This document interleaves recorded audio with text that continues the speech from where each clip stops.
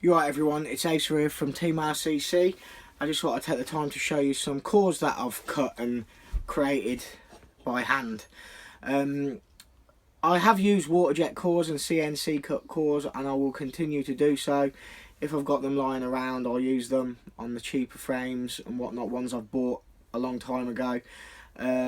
I have cut 3mm cores, 4mm, 5mm, 6mm and 10mm cores all myself.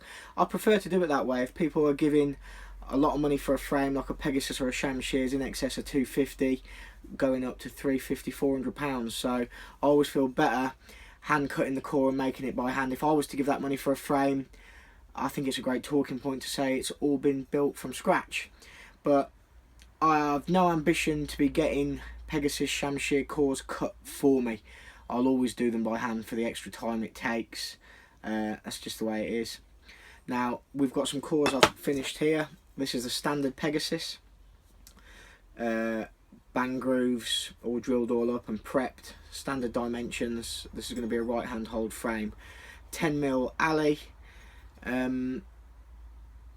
Yeah, pretty standard one. That's pretty much the usual Pegasus. Then we've got a custom Pegasus, same outer width dimensions but the convex tips, and it's got tube holes and quick change slots. It's the first time I've ever done that on a Pegasus frame, but he requested it.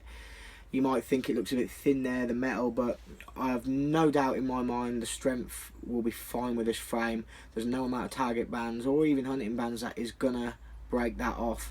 This isn't cast. It's sheet, 10mm sheet alley. Cast will snap.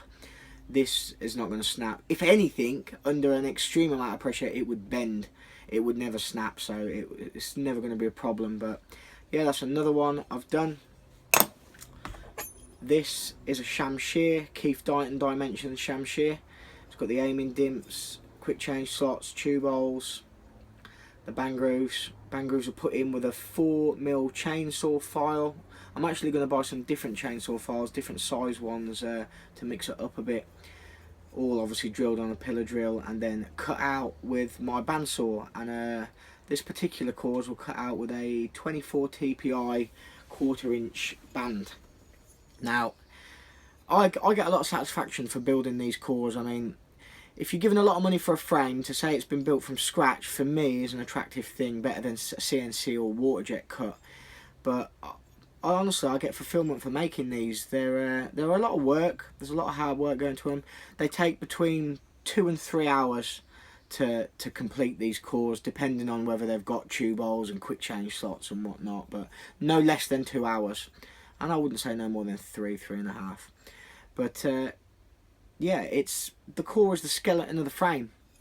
Without the core, there is no catapult. Not with this particular builds anyway. So I enjoy making them, and I do make them to a very good standard. I wouldn't want anyone else making them for me. I feel happy with these. The dimensions are right. Everything's right on them.